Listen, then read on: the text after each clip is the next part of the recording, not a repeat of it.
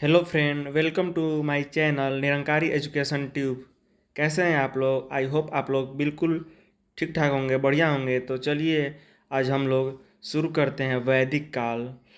तो पहले हम पाषाण काल और सिंधु घाटी सभ्यता का दो वीडियो और एक पाषाण काल का वीडियो डाल चुके हैं। तो जो भी उसको नहीं देखे हैं तो वो लोग जाके मेरे ही यूट्यूब चैनल के प्लेलिस्ट पर जाकर देख सकते हैं। और क्राउन ऑब्जेक्टिव बुक के नाम से प्लेलिस्ट है, तो जाके उसमें देख सकते हैं आप लोग। और जो लोग नए हैं वो चैनल को लाइक एंड सब्सक्राइब जरूर कर दीजिएगा, क्योंकि रोज़ आप लोगों को एक एक वीडियो दिया जाएगा। और चलिए आज हम लोग शुरू करते हैं वैदिक काल। ठीक है, तो वैदिक काल शुरू करते हैं हम लोग। तो वैदिक काल आज देखते हैं। आज इसका पार्ट 1 है, पार्ट 2 कल इसका डालेंगे। तो ठीक है, देखते हैं हम लोग। पहला क्वेश्चन, किस देवता के लिए ऋग्वेद में पुरंदर शब्द का प्रयोग हुआ है? तो किस देवता के लिए पुरंदर शब्द का प्रयोग किया गया है?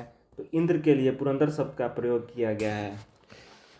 और ऋग्वेद में ही इंद्र के लिए 250 ऋचाओं का प्रयोग किया गया है। 250 ऋचाओं के लिए इंद्र के लिए 250 ऋचाओं का प्रयोग किया गया है।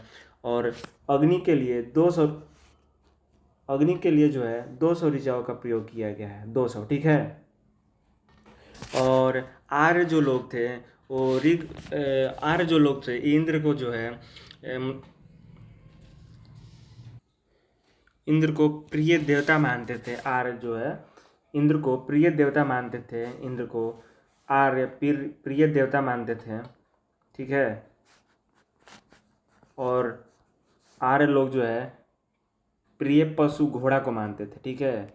प्रिय पशु जो है आर्य लोग, पूछेगा क्वेश्चन कि प्रिय पशु किसे आर्य लोग मानते थे? प्रिय पशु जो है, प्रिय पशु घोड़ा को मानते थे। ठीक है, घोड़ा को ये लोग मानते थे प्रिय पशु। तो चलिए नेक्स्ट क्वेश्चन पर हम बढ़ते हैं। ऋग्वेद में 20 शब्द का उल्लेख कितनी बार हुआ है? तो ऋग्वेद में 20 शब्द का उल्लेख जो है 170 बार हुआ है। ठीक है। चलिए नेक्स्ट क्वेश्चन को हम बढ़ते हैं। नेक्स्ट क्वेश्चन है, आर्य शब्द इंगित करता है। आर्य शब्द क्या इंगित करता है? आर्य शब्द श्रेष्ठ वंश को इंगित करता है दोस्तों। आर्य शब्द जो है श्रेष्ठ वंश को इंगित करता है। ठीक है। चलिए नेक्स्ट क्वेश्चन के हम लोग बढ़ते हैं। नेक्स्ट क्वेश्चन है, क्लासिकीय संस्कृति में आर्य शब्द का अर्थ है। तो क्लासिकीय संस्कृति में आर्य शब्द का अर्थ एक उत्तम व्यक्ति है। ठीक है। चलिए आगे बढ़ते हैं और ऐसे हम लोग रोज देखेंगे। तो नेक्स्ट क्वेश्चन नंबर 5 आप लोग का है, ऋग्वेद का कौन सा मंडल पूर्णतः सोम को समर्पित है? तो पूर्णतः सोम को समर्पित कौन सा मंडल है? तो ऋग्वेद से संबंधित 9वां मंडल है। ठीक है, 9वां मंडल जो है ऋग्वेद को समर्पित है। ठीक है। और 8वां मंडल दोस्तों, 8वां मंडल में दोस्तों क्या उल्लेख है? तो 8वां मंडल में हस्तलिखित ऋचाओं को खिल कहा जाता है। ठीक है, इसको देख लीजिएगा। हस्तलिखित ऋचाओं को जो है 8वां मंडल में खिल कहा जाता है।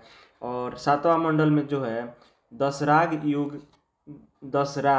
युद्ध का जो है वर्णन किया गया है। दशराग युद्ध जो लड़ा गया था परुष्णी यानी कि रावी नदी के किनारे, तो उसका उल्लेख जो है 7वां मंडल में। ठीक है, 7वां मंडल में जो है दशराग युद्ध का दशराग दशराग युद्ध का युद्ध दशराग युद्ध का वर्णन मिलता है 7वां मंडल में। ठीक है, 7वां मंडल में। और यह जो परुषणी यानी कि रावी नदी के तट पर हुआ था, और किनके बीच हुआ था? सुदास एवं 10 जनों के बीच लड़ा गया था। ठीक है, इसमें ये जो है दशराग युद्ध जो है सुदास एवं 10 जन। ठीक है, 10 जन तो 10 जनों के बीच लड़ा गया था। और जो है इसमें जो है सुदास विजयी हो गए थे। ठीक है, सुदास जी इसमें विजयी हो गए थे। ठीक है। 10वां मंडल में पुरुष सूक्त का वर्णन किया गया। ठीक है, पुरुष सूक्त का जो है वर्णन किस मंडल में मिलता है? पुरुष सूक्त का वर्णन जो है 10वां मंडल में किया गया है। चलिए ऐसे ही हम आप लोगों को लिए मतलब जिसमें लाया है कि नहीं एक्स्ट्रा बताना चाहिए, तो ऐसे ही बताएंगे। तो आप लोग जुड़ सकते हैं, देख सकते हैं। और वीडियो को पूरा देखें और लाइक एंड सब्सक्राइब जरूर करें। और जो लोग अभी नए हैं उसके लिए बहुत इम्पोर्टेंट है, और इतना तो काफ़ी है उन लोगों के लिए। जितना इसमें एक्स्ट्रा फैक्ट बताया जाएगा और जो चारों मतलब ऑप्शन को एकदम तोड़ तोड़ के बता दिया जाएगा, उतना उन लोगों के लिए फिर बुक का सहारा लेने का कोई ज़रूरत नहीं है। और जो लोग मतलब की तैयारी पहले कर चुके हैं, वो लोग इस वीडियो के माध्यम से अपना रिवीजन कर सकते हैं, अपना तैयारी को और बूस्ट कर सकते हैं और सीख सकते हैं कि कितना मतलब हमको याद है, ये देख सकते हैं वो लोग अपना मतलब। और जो लोग नए लेवल लोग हैं, उसके लिए दोबारा बुक देखने का कोई ज़रूरत नहीं है। एक बार शुरू से लास्ट तक वीडियो को ज़रूर देखें और बीच में स्किप नहीं करें, क्योंकि मान लीजिए बीच में स्किप कीजिएगा तो आप लोग का घाटा है। और आप लोगों का एक्स्ट्रा फैक्ट बताया जाएगा, हम हमेशा लगेगा कि नहीं इस क्वेश्चन बताना चाहिए तो बिल्कुल बताया जाएगा इसमें। तो चलिए चैनल को लाइक एंड सब्सक्राइब कर दीजिएगा। चलिए आगे बढ़ते हैं नेक्स्ट क्वेश्चन की ओर। तो नेक्स्ट क्वेश्चन है, निम्नलिखित में से किस एक वैदिक साहित्य में मोक्ष की प्राप्ति मिलती है? मोक्ष की प्राप्ति जो उपनिषद में मिलती है, ठीक है, उपनिषद में। तो उपनिषद मिलती है, उपनिषदों की संख्या 108 है, ठीक है। उपनिषदों की संख्या जो है 108 है और वेदांग की संख्या 6 है। वेदांग की संख्या 6 है, उपनिषद की संख्या 108 है और पुराण की संख्या 18 है, ठीक है। पुराणों की संख्या 18 है। तो चलिए नेक्स्ट क्वेश्चन की ओर बढ़ते हैं। नेक्स्ट क्वेश्चन है, धर्म तथा रीत भारत की प्राचीनतम वैदिक सभ्यता के एक केंद्रीय विचार को चित्रित करते हैं। इस संदर्भ में निम्नलिखित कथनों पर विचार कीजिए। धर्म व्यक्ति के दायित्व एवं स्वयं तथा दूसरों के प्रति व्यक्तिगत कर्तव्य की संकल्पना था, ठीक है। दूसरा बात क्या बोल रहा है?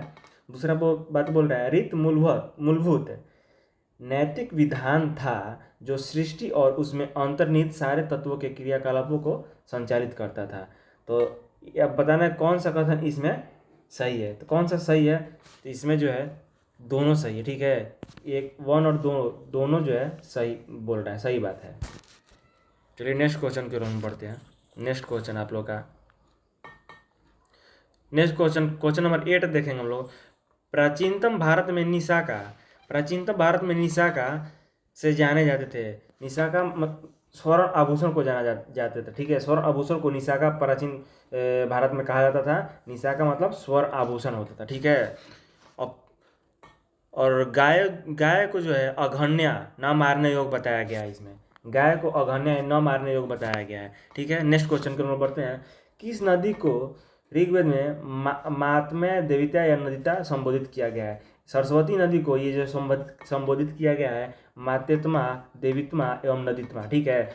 और देखिए सरस्वती जो है, सरस्वती को सबसे पवित्र नदी माना गया है, ठीक है। सरस्वती को सबसे पवित्र नदी माना गया है, सबसे पवित्र नदी सरस्वती को ही माना गया, ठीक है।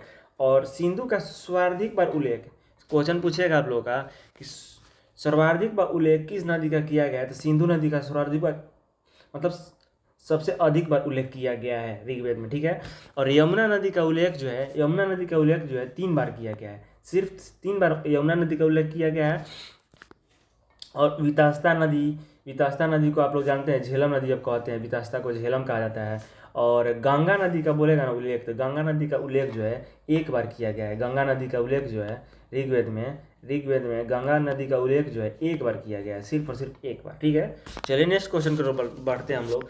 ऐसे ही आप लोगों के लिए बिल्कुल हम एक्स्ट्रा फैक्ट बताते रहेंगे, तो आप लोग बिल्कुल बने रहिए। और जो इस वीडियो को पूरा लास्ट तक देख लेगा उसको तो फिर दोबारा जो है ये वैदिक सभ्यता पढ़ने का कोई ज़रूरत नहीं है, और इतना काफ़ी है। इसमें से ही एग्जाम में आएगा। और जो एक्स्ट्रा फैक्ट बता रहे हैं एकदम समझिए कि एग्जाम में आया हुआ क्वेश्चन है, हमेशा परेशान करता है लोगों को। तो बिल्कुल इसको देखिए एकदम लास्ट तक देखिएगा, वीडियो को स्किप नहीं कीजिएगा, नहीं तो आप ही लोगों का घाटा है। तो चलिए नेक्स्ट क्वेश्चन की ओर बढ़ते हैं। क्वेश्चन नंबर हम लोग 10 देखते हैं। आयुर्वेद अर्थात जीवन का विज्ञान उल्लेख सर्वप्रथम मिलता है इस ऋग्वेद में मिलता है। आयुर्वेद का अर्थ होता है जीवन का विज्ञान, ठीक है। चलिए नेक्स्ट क्वेश्चन की ओर बढ़ते हैं। नेक्स्ट क्वेश्चन है, प्रतिलोम विवाह तब माना जाता था। प्रतिलोम विवाह कब माना जाता था? प्रतिलोम मिला जब उच्च वर्ण का पुरुष या पुरुष निम्न वर्ण की नारी के साथ विवाह कर लेता था तब, या उच्च वर्ण की नारी निम्न वर्ण के पुरुष के साथ विवाह कर लेती थी तब। इसका सही जवाब हो जाएगा ऑप्शन नंबर बी ही सही है। जब उच्च वर्ण की नारी जो है निम्न वर्ण के पुरुष के साथ विवाह कर लेती थी तो उसे प्रतिलोम विवाह कहा जाता था, ठीक है। प्रतिलोम विवाह उसे कहा जाता था। यानी कोई भी उच्च कुल की नारी है और निम्न कुल के पुरुष के साथ विवाह कर लेगी तो वो प्रतिलोम विवाह हो जाएगा। ठीक है, चलिए आगे बढ़ते हैं। आगे है 12 नंबर क्वेश्चन। आर्यकालीन शब्द अधिविश्वास से तात्पर्य था। अधिविश्वास से क्या तात्पर्य था? आर्यकालीन शब्द है अधिविश्वास, इससे क्या तात्पर्य था? तो इसका तात्पर्य सही है, कमर के ऊपर पहने जाने वाला वस्त्र। कमर के ऊपर पहनने जाने वाले वस्त्र को अधिवास कहा जाता है। ठीक है, नेक्स्ट क्वेश्चन 13 नंबर देखेंगे। निम्नलिखित में से वह दस्तकारी कौन सी है जो आर्यों द्वारा व्यवहार में नहीं ली गई? तो कौन सी मतलब दस्तकारी व्यवस्था जो है आर्य नहीं करते थे? तो मृदभान या पॉटरी ये तो सही है। आभूषण भी वो लोग यूज करते थे, बढ़ईगिरी भी करते थे, लेकिन लुहारगिरी वो लोग नहीं करते थे। ठीक है, लुहारगिरी दस्तकारी जो उनके द्वारा व्यवहार में नहीं लाया गया था। लुहारगिरी ये सही जवाब हो जाएगा। ठीक है, महाभारत मूलतः किस रूप में जानी जाती है? महाभारत मूलतः किस रूप में जानी जाती है? तो जय संहिता के रूप में जानी जाती है। ठीक है, और इसको जो है अकबर जो है अनुवाद करा दिया था रज्यनामा के रूप में। रज्यनामा भी इसको जो है मुगल काल में इसको रज्यनामा के रूप में जो है अकबर जो है इसका अनुवाद करा दिया था अरबी भाषा में। ठीक है, तो रज्यनामा भी इसको जाना जाता है। ठीक है, चलिए नेक्स्ट क्वेश्चन की ओर बढ़ते हैं। पुराणों की संख्या क्वेश्चन नंबर 15 देखते हैं। पुराणों की संख्या है, पुराणों की संख्या कितना है? 18 पुराण है। ठीक है, और 16 क्या है? 16 जो है महाजनपद है। महाजनपद 16 गो है। ठीक है, 16 गो महाजनपद है, और महाजनपदों का उल्लेख कहाँ मिलता है? अंगुत्तर निकाय में। अंगुत्तर निकाय में जो है अंगुत्तर निकाय में जो है महाजनपद का उल्लेख मिलता है। पढ़ेंगे, इसको टॉपिक को भी पढ़ेंगे हम लोग, महाजनपद का उदय जो है हम लोग पढ़ेंगे। तो चलिए नेक्स्ट क्वेश्चन की ओर बढ़ते हैं। 800 से 600 ईसा पूर्व का काल किस युग से जुड़ा है? तो 800 से 600 ईसा पूर्व का काल जो है ब्राह्मण युग, इसका सही जवाब हो जाएगा, ब्राह्मण युग से जुड़ा है। ठीक है, चलिए नेक्स्ट क्वेश्चन है। ऋग्वेद की मूल लिपि थी। ऋग्वेद की मूल लिपि क्या थी? तो ऋग्वेद की मूल लिपि ब्राह्मी लिपि थी। ठीक है, ब्राह्मी लिपि जो है ऋग्वेद की मूल लिपि थी। ठीक है, और ब्राह्मी अशोक के जो है अधिकतम शिलालेख जो है ब्राह्मी लिपि में ही मिलता है, ब्राह्मी लिपि में ही मिलता है। और पाली जो है, यहाँ पे पाली जो दिया है ना, तो गौतम बुद्ध जो है अपना उपदेश जो है किस भाषा में दिए हैं, ऐसा क्वेश्चन पूछेगा। तो गौतम बुद्ध जो है अपना उपदेश जो है पाली भाषा में दिए हैं। तो बौद्ध धर्म भी हम लोग को भी पढ़ना है, तो इसमें भी बताएंगे आप लोगों को, तो बौद्ध मतलब बताएंगे। और ये पाली भाषा में जो बुद्ध से समझ लीजिए अभी यहाँ पे आया है तो। और खरोष्टी लिपि का भी जो है, ये खरोष्टी लिपि का भी मतलब उल्लेख इसमें क्या बोलते हैं, अशोक जो है अशोक का उल्लेख कुछ खरोष्टी लिपि में मिलता है। और इसको जो है खरोष्टी लिपि को जो है दाहिने से बाएं की ओर लिखा जाता है। ठीक है, खरोष्टी लिपि को दाहिने से बाएं की ओर लिखा जाता है, तो इसको भी जानिए आप लोग। तो चलिए ऐसे ही आप लोग एक्स्ट्रा फैक्ट बिल्कुल बताते रहेंगे, तो बने रहिए और चैनल को लाइक एंड सब्सक्राइब कर दीजिए। बहुत अभी स्टार्ट करना है आप लोगों के लिए 1000 मोस्ट इंपॉर्टेंट क्वेश्चन का सीरीज, तो बिल्कुल चैनल को लाइक एंड सब्सक्राइब कीजिए। और चलिए आगे नेक्स्ट देखते हैं हम लोग। नेक्स्ट है, निम्नलिखित में से किसे भारतीय परमाणुवाद का जनक कहा जाता है? भारतीय परमाणुवाद का जनक जो है कनाद को कहा जाता है। ठीक है, भारतीय परमाणुवाद का जनक जो है कनाद को कहा जाता है। कनाद, इसका सही जवाब हो जाएगा, कनाद को कहा जाता है। ठीक है, चलिए नेक्स्ट क्वेश्चन की ओर बढ़ते हैं हम लोग। ऋग्वेद में अघन या वध योग नहीं शब्द का प्रयोग किसके लिए किया है? मतलब अघन्य मतलब होता है वध योग नहीं, जो मारने योग नहीं है। तो हम बता चुके हैं अघन्य मतलब गाय के लिए प्रयोग किया गया अघन्य शब्द। ठीक है, सबसे पुराना वेद है। सबसे पुराना वेद कौन सा है? सबसे पुराना वेद ऋग्वेद है। ठीक है, और सबसे बाद का वेद बोलेगा, सबसे बाद का वेद अथर्ववेद है। और यजुर्वेद जो है, यजुर्वेद में मतलब बोलेगा कि कौन सा वेद जो है गद्य एवं पद दोनों में है, तो यजुर्वेद हो जाएगा। और संगीत जो है मतलब भारतीय संगीत का जनक जो है सामवेद को कहा जाता है। चलिए ऐसे ही हम लोग नेक्स्ट क्वेश्चन की ओर बढ़ते हैं। कौन सी स्मृति प्राचीनतम है? कौन सी स्मृति प्राचीनतम है? तो मनु स्मृति प्राचीनतम है। सबसे पुरानी प्राचीनतम मतलब सबसे पुरानी स्मृति किसे माना जाता है? मनु स्मृति को माना जाता है। ठीक है, चलिए नेक्स्ट क्वेश्चन की ओर बढ़ते हैं। नेक्स्ट क्वेश्चन है, किस वेद में सभा को नरिष्ठ कहा गया है? ठीक है, किस वेद में सभा को नरिष्ठ कहा गया है? अथर्ववेद। अथर्ववेद में जो है सभा को नरिष्ठ कहा गया है। सामवेद का उल्लेख जो है ऋग्वेद के 9वें मंडल में मिलता है। ये लोग आप लोगों को पहले भी बता चुके हैं हम। तो चलिए नेक्स्ट क्वेश्चन की ओर बढ़ते हैं। नेक्स्ट क्वेश्चन है आप लोग का, क्वेश्चन नंबर देखेंगे हम लोग। क्वेश्चन नंबर देखिए, बहुत बढ़िया क्वेश्चन 23 नंबर क्वेश्चन आ गया। ठीक है, एकदम मतलब कि एग्ज़ाम के दृष्टि से सबसे इम्पोर्टेंट मतलब कहिए तो हमेशा परेशान करने वाला क्वेश्चन होता है ये सब। और ये लड़कों लोग को तो हमेशा परेशान करता है, कैसे याद करें ये सब, मतलब थोड़ा होता है ना। तो ये सब बिल्कुल आज हम लोग एकदम डाउट एकदम क्लियर कर लेंगे अपना, एक ही बार में इसको याद कर लेंगे। तो ऋग्वेद, ऋग्वेद का मतलब मैच करना है, मैच करना है आप लोगों को, मैच करना है। ये ब्राह्मण ग्रंथ है, ठीक है। ये सभी जो है वेदों का, ये ब्राह्मण ग्रंथ इधर दिया हुआ है और ये सभी वेद दिया हुआ है, ठीक है। इसको आप लोग को मैच करना है, कौन सा वेद का कौन सा ब्राह्मण ग्रंथ है। तो ऋग्वेद का कौन सा है, ऋग्वेद का जो है ऐत्रेय है, ऐत्रेय मिलेगा, या यहाँ पे कौसातकी भी लिख दीजिए, क सी त की, कौशितकी भी मिलेगा, ठीक है। ऐत्रेय या कौशितकी जो है ऋग्वेद का ब्राह्मण ग्रंथ है, ठीक है। सामवेद का जो है, सामवेद का जो है पंचविश सामवेद का है। अथर्व, अथर्ववेद का जो है गोपथ है अथर्ववेद का, और यजुर्वेद का शतपथ है, ठीक है। देखिए याद करने का एकदम सिंपल फंडा है इसका, याद करना कैसे याद करेंगे हम लोग। देखिए पहले एकदम लाइन से वेद को याद कर लेंगे हम लोग, ऋग्वेद और यजुर्वेद, सामवेद, अथर्ववेद, ठीक है। इसमें तो मतलब सीरियल वाइज नहीं दिया है, लेकिन हम लोग अपने से ऋग्वेद के बाद यजुर्वेद आता है, यजुर्वेद के बाद सामवेद, सामवेद के बाद अथर्ववेद, अथर्ववेद सबसे बाद का वेद है, सबसे लास्ट में आता है, ठीक है। मान लीजिए ऋग्वेद है, ऋग्वेद को मान लीजिए एक ठो याद करना पड़ेगा, ऋग्वेद ऐत्रेय या कौशिक की, ठीक है। और यजुर्वेद, देखिए वैदिक साहित्य में जो है ऋग्वेद के बाद शतपथ ब्राह्मण का ही स्थान आता है, यानी कि ऋग्वेद के बाद शतपथ ब्राह्मण का, यानी कि यजुर्वेद से, तो यजुर्वेद का शतपथ ब्राह्मण हो जाएगा, ठीक है। और सामवेद में पंचविश है, और अथर्ववेद, देखिए अथर्ववेद याद करें एकदम मतलब हम लोग जैसे याद किए हैं, अथर्ववेद का एकदम ट्रिक टाइप का है। गोपथ, पथ पथ का बात किया है, अथर्व मतलब अर्थ का बात किया है, तो इसका मतलब गोपथ अर्थ अथर्ववेद हो जाएगा, ठीक है। तो चलिए ऐसा ही थोड़ा बहुत मतलब दिमाग लगा कर ट्रिक लगा के अपना हम लोग याद करेंगे ऐसे ही।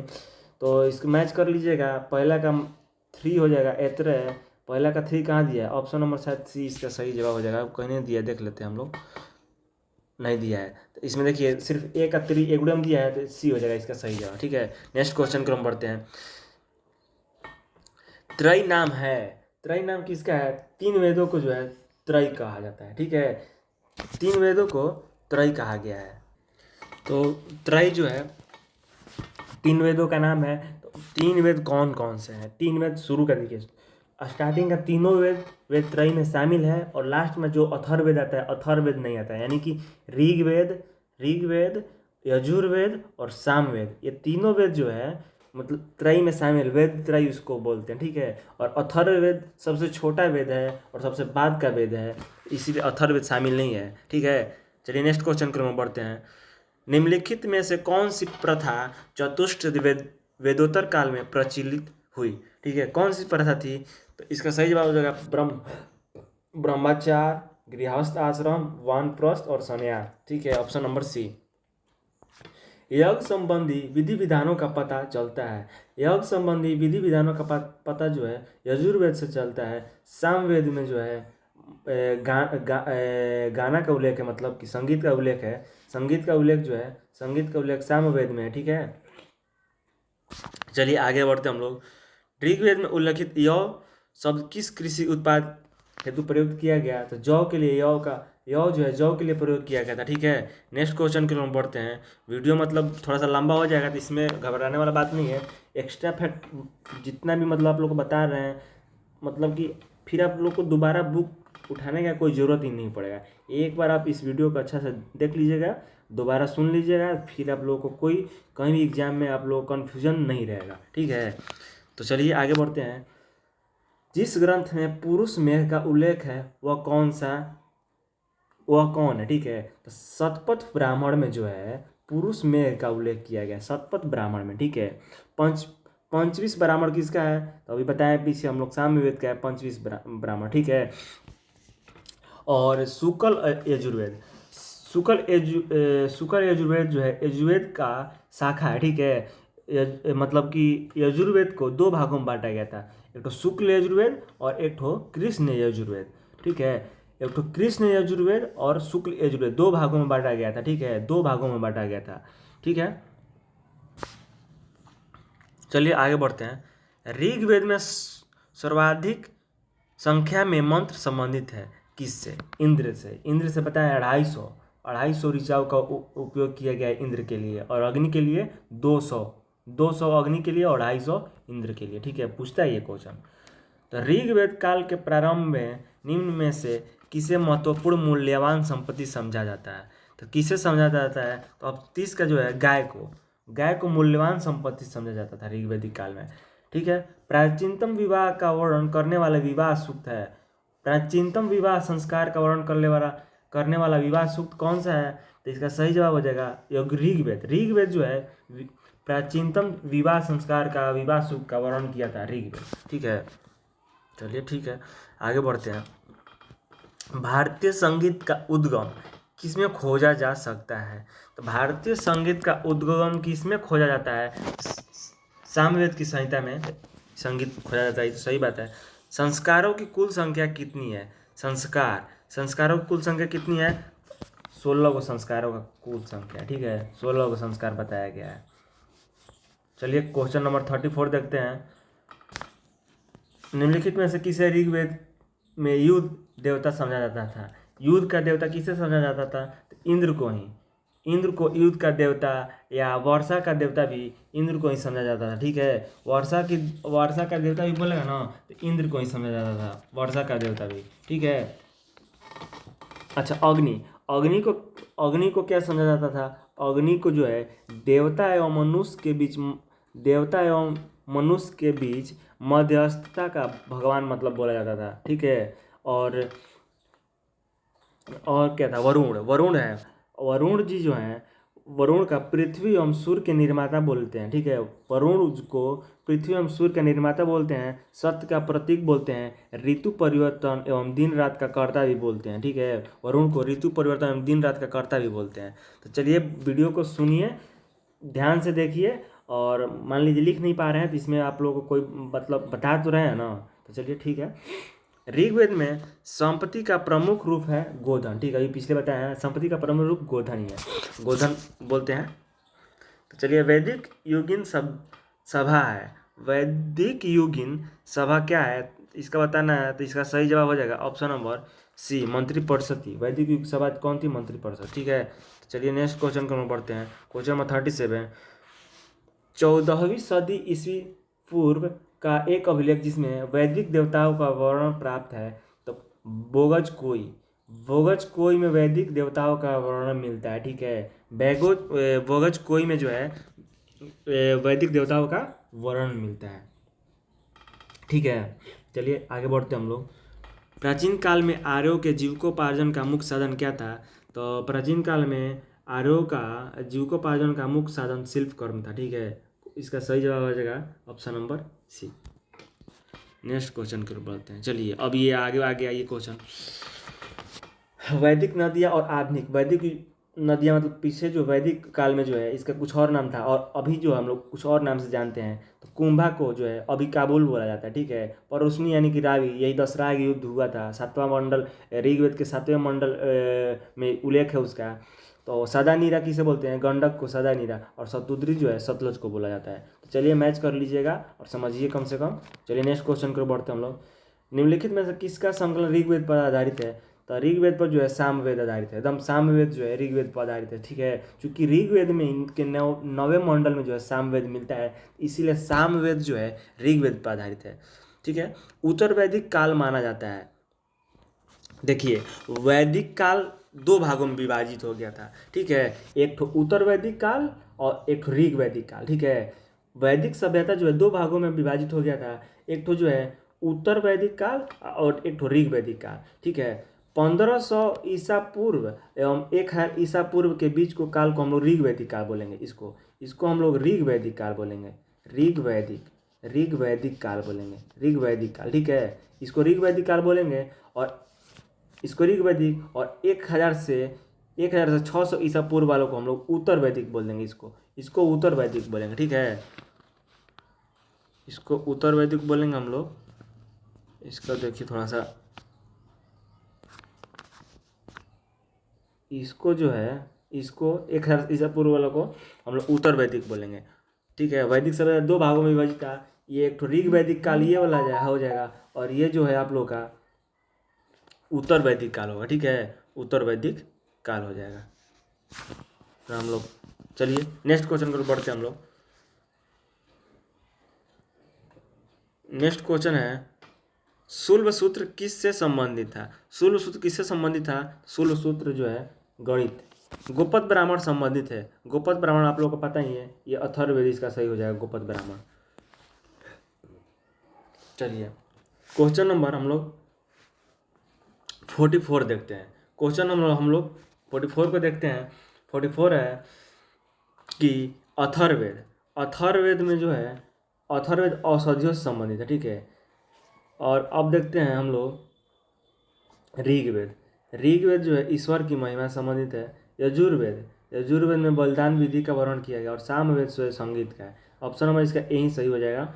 और देख लीजिएगा इसको बढ़िया से, ऋग्वेद में बलिदान विधि, यज्ञ विधि ये सब बताया गया है।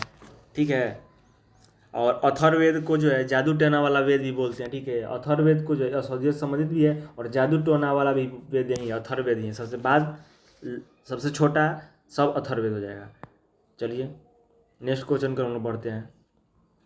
नेक्स्ट क्वेश्चन आप लोग का उपनिषदों का मुख्य विषय है। उपनिषद का मुख्य विषय क्या है? मतलब उपनिषद का मुख्य विषय क्या है? दर्शन संबंधित है। ठीक है, उपनिषदों का मुख्य विषय जो है दर्शन ही है। ठीक है, इसका ऑप्शन नंबर बी हो जाएगा। नेक्स्ट अब इतना ही रखते हैं, और कल हम लोग चूँकि वीडियो बहुत लंबा हो जाएगा फिर, तो कल हम लोग फिर देखेंगे।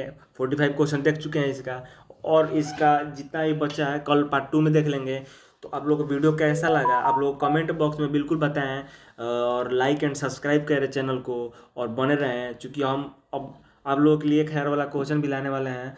1000 क्वेश्चन का सीरीज है मोस्ट इंपॉर्टेंट, जो आप लोगों का एग्जाम में डाउट रहता है वैसे क्वेश्चन को एकदम छाट कर लाएंगे। और इसमें जो है जो ये चल रहा है टॉपिक वाइज, इसको भी देखते हैं, चलते रहने देना चाहते हैं इसको। और चूंकि इसमें जो है एकदम जो नए लड़के हैं उसके लिए एकदम तैयारी मजबूत हो जाएगा, और उसको दोबारा बुक उठाने का कोई ज़रूरत नहीं पड़ेगा। और जो लोग तैयारी कर चुके हैं, जो पहले से मतलब पढ़े हुए हैं, वो लोग जो है रिवीजन के टाइप इसको भागा भागा देख भी सकते हैं, रिवीजन कर सकते हैं थोड़ा स्पीड में। ठीक है, चलिए इतना ही रखते हैं। Thank you.